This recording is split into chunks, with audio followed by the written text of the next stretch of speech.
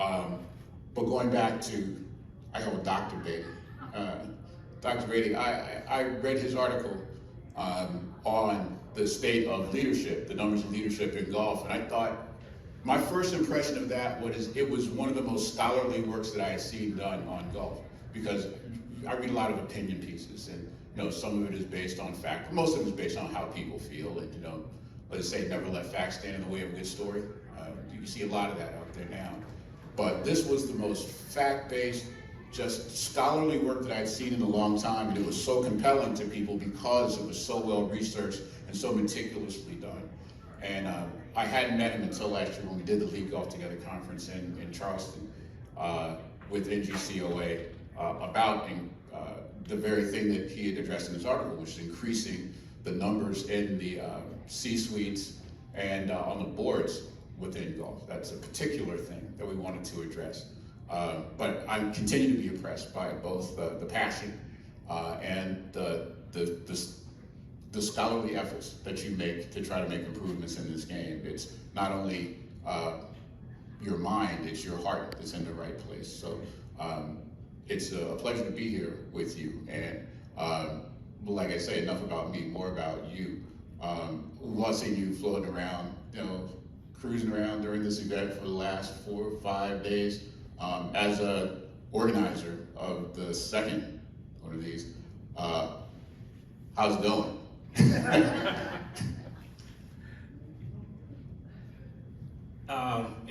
Now that we're complete, it's going well. I have to always be honest with myself as well too. There's a lot that I need to improve. There's no doubt about that. I do believe everybody that I've talked to has had a good time, and in some cases, even a spiritual time. When James Black was here and Charlie Sifford Jr. was here. I think the breakout sessions have been good. I would say that as I evaluate me and the expo, there's ample room for improvement. Let me start there. Ample room for improvement. But my goal is to be a servant and to deliver. And what I'm finding, or have found, is that there's so many audiences to deliver to. The sponsors, the exhibitors, the panelists. I want to try to please everyone. It's not about my getting any recognition. I'm so happy to see this happen. And I simply want to do, I think as Martin Luther King said, and I by no means compare to him, I simply want to do good work. Okay, I just simply want to do good work. It's needed in the industry. I see my friends in the audience, Legene, Mark Lowry, and others. We have over the decades served on task forces. We've heard promises from the golf leadership, and then we've seen those promises dissipate, and we're still scratching our head wondering, well, are they serious or not? And that's kind of what prompted me to say, look, I'm tired of listening.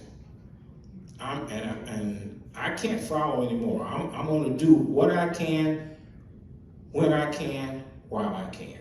And that's what this is. And I hope I can take it to levels where everybody is participative in it, that it is supported by the industry. But I make no bones about it. I absolutely want to elevate the progress of Black people in golf. Because when that is done, golf is elevated as well too. Okay, so you talked about good work, Dr. King's quote about good work. And let me bring up great John Lewis's quote about good trouble. Want to get into good trouble. Right? So this sort of circles back to the idea of being supported by the community, or by the golf community overall, golf leadership. You're doing good work here, we can see that. Are you being supported by the golf establishment? And are you getting yourself into trouble with this? Do you consider to be getting into good trouble? How are you viewed by the golf establishment? I'm not totally certain how I'm viewed. I hope I'm viewed, or I want to be viewed as a provocateur. That I want to make people think. I want to hold people accountable. You call my work scholarly. I don't know if I would go that far, but I do try to use the numbers. Can't say statistics right now, but anyway, I'm a math major, so I go at it from that standpoint, as Legine is too. And here's the irony. Golf measures everything. How long's the drive? Up and down, birdies, par. They measure money, right?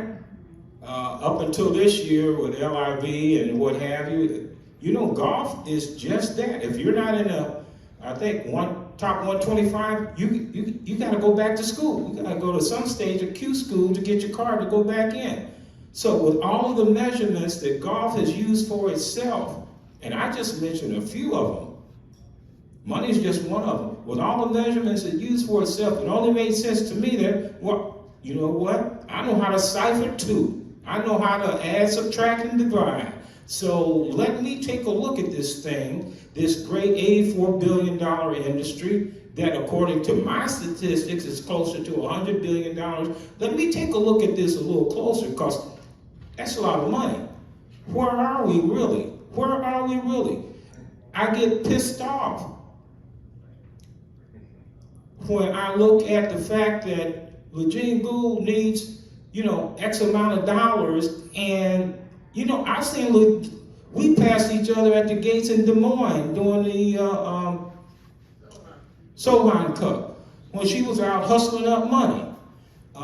Said, wait a minute, these folks, they throw cocktail parties with budgets bigger than what we need sometimes. So I'm saying, look, okay, I want to help redirect the thinking with the CEOs.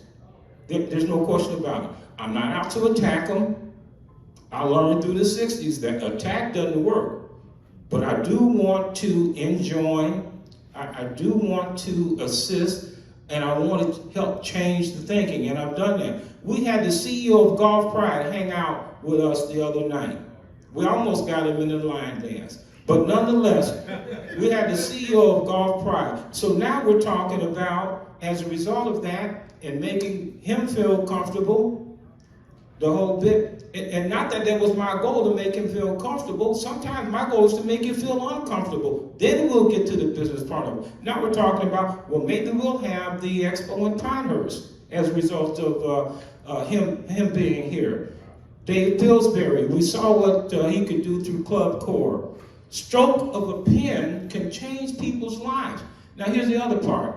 $84 billion industry. Let's say we are 10% of that, or let's say we're 14% of that, because we're 14% of the country.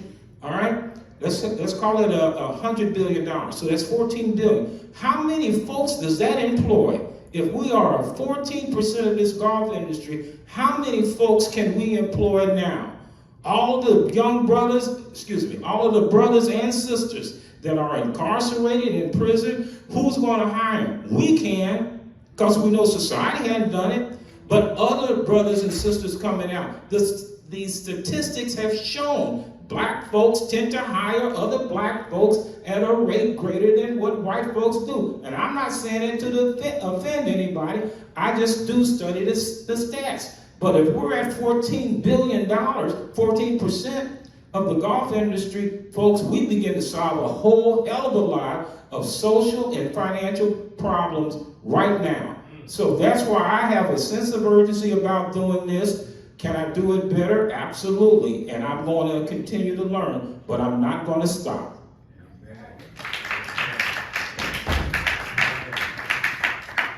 So we're talking about there in terms of the impact, the economic impact, is entrepreneurship. The idea of being an employer and hiring people and changing lives in that way. You organized the entrepreneur panel, but you didn't get a chance to speak on it. So I want to let you be the only speaker on entrepreneurship on this panel and talk about how you as an entrepreneur, because this is a kind of an entrepreneurial enterprise, this whole thing, this whole expo. What is your experience and your advice to the entrepreneurs out there how to be more successful in bootstrapping their business, getting it to a level where they can not only survive, but thrive? How do you get to those levels? There's two sides to business, expense and income. I think all too often, many entrepreneurs look at the income side via loans. I can't tell you how often I have gotten asked the question, well, aren't there grants out there to do this? Isn't there free government money to do this? The last free government money I saw was in this stimulus package. That sent a signal to me that maybe there is free money out there, but I haven't seen it up till the stimulus package hit about a year ago. No, you stay away from the loans if you can. Stay away from loans because that just adds X% to your overhead immediately. You have to offset that with sales. You have to offset, and I'm talking on a for-profit basis now, not a non-for-profit, so that's different, a bit different anyway, but it still takes the same skills. So you offset that with sales or you offset that with sponsorships, and you have to watch every dollar. I'm still watching every dollar today. I mean, I get printouts, I do print it out, but I get reports 2 or 3 times a day about how the money is flowing here. I have to know where every damn dollar is, or else I can't check out of this hotel. All right, I told this hotel we're gonna have 300 rooms. Trust me, they're counting. I'm counting too, really. So when it comes time, we'll count together. But I decipher just as good as they can. All right. So in terms of entrepreneurs, the other thing is that you got to get creative, and the other thing I see is that quit damn talking so much. Quit talking so much and start doing. Don't tell me about, well, they didn't buy this or they didn't do that. Well, okay, fine. Find a way around it. Find a way around it. Where does the CEO live? Which club do they belong? Park your ass in the parking lot and wait for them. Which club do they belong to? Go to the club. Find out the church they go to. Now, God, please don't strike me down. But you know what? That's what I have seen other entrepreneurs do. White ones, black ones, it doesn't matter. They go to this church, guess where I am? Sunday morning at 9 o'clock, I'm at that church too. Which club do they play? Fine, I'll be out there in the parking lot. Because all I need is a minute from them. Go to the end of your intellectual talent and do what needs to be done. Quit bitching, quit complaining, that's a bad word, I'm sorry. Quit complaining about what somebody else is not doing. Get off your dead ass and use your imagination and your God-given talents and go get it done. Sorry.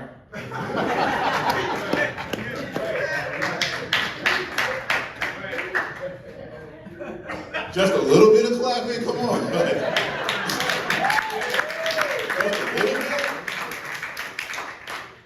That was good. We're recording this, right?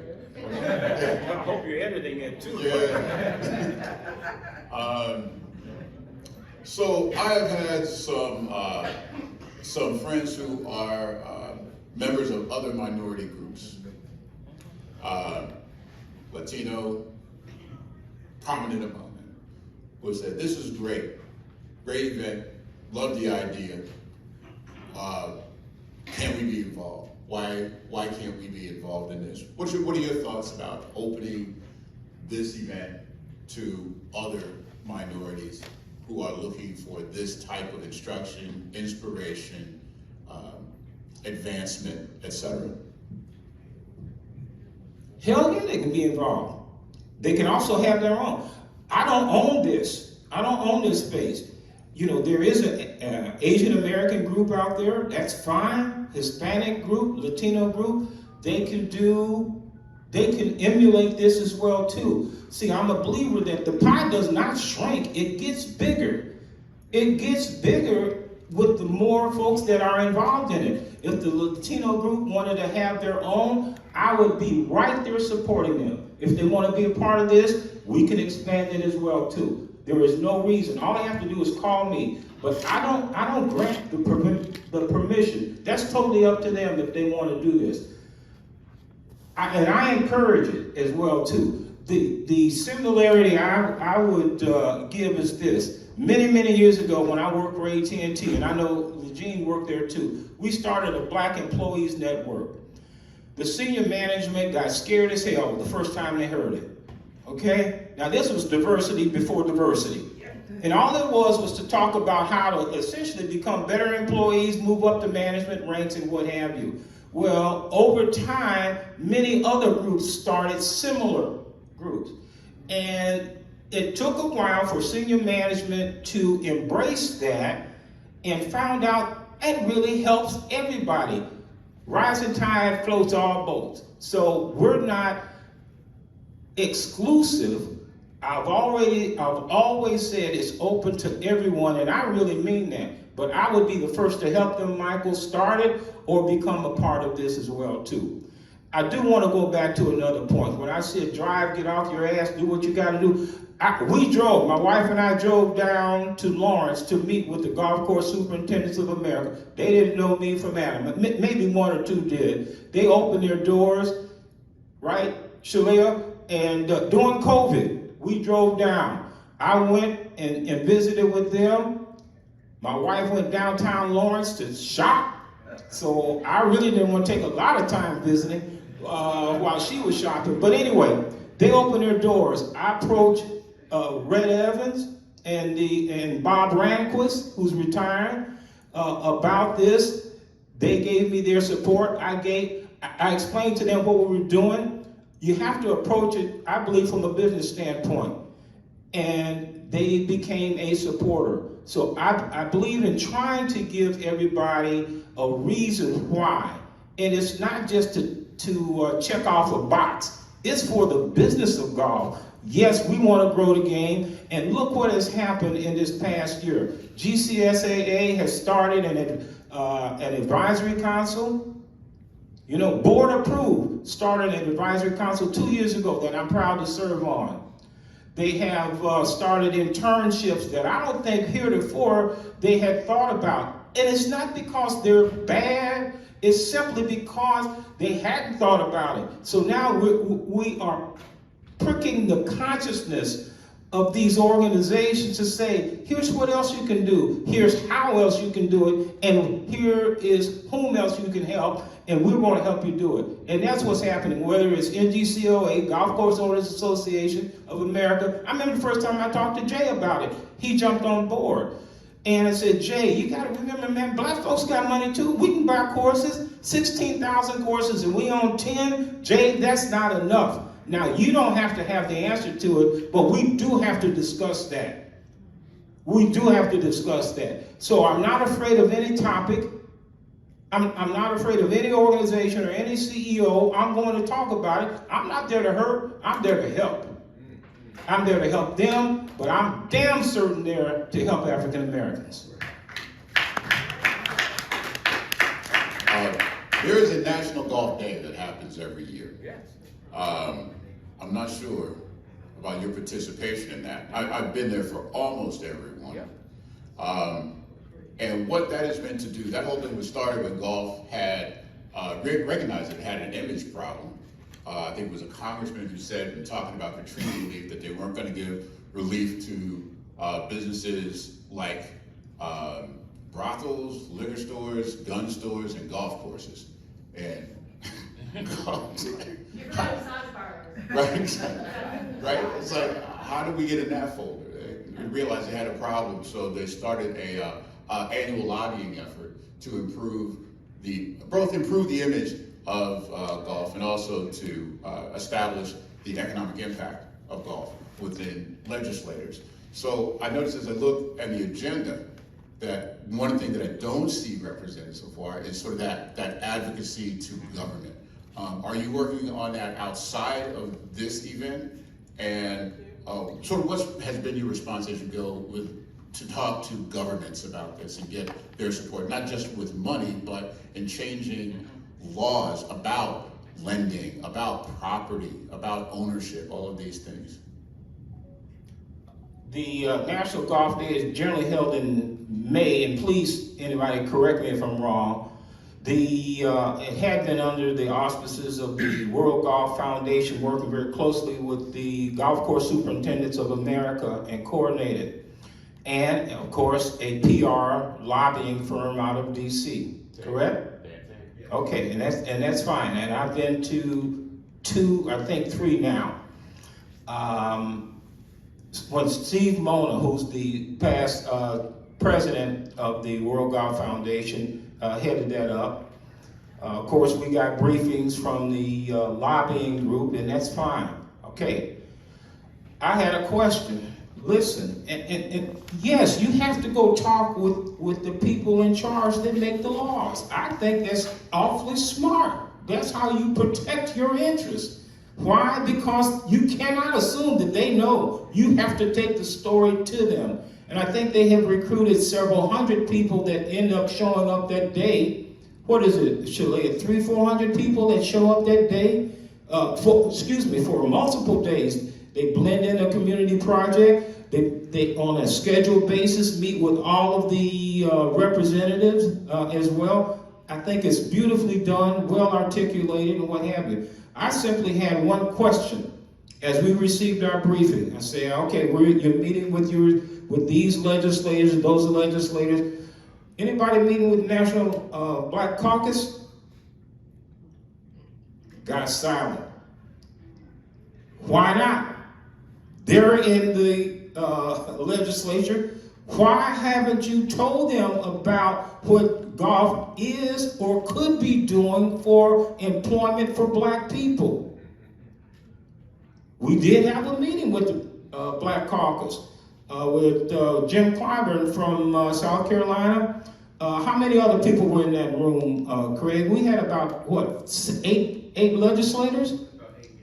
California, Texas, Ohio, South Carolina, all to say, here's what we're doing. Here's what golf is doing. It's easy to talk about what golf is not doing, but here's what golf is doing. Here's the number of employment. Back to that article, the 3% and what have you. Craig Richardson out of, was it Texas?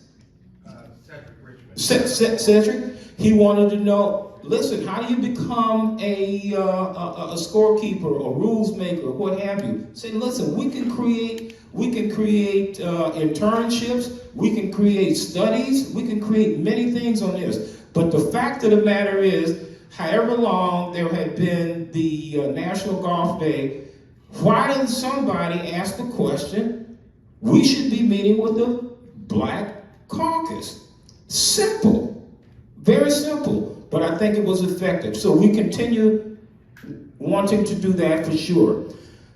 Golf can also be very viable, and this is to everybody in the audience, on a local basis. Parks, our golf courses, the ones that are in the hood, let me just say it is, we get the worst goddamn, well,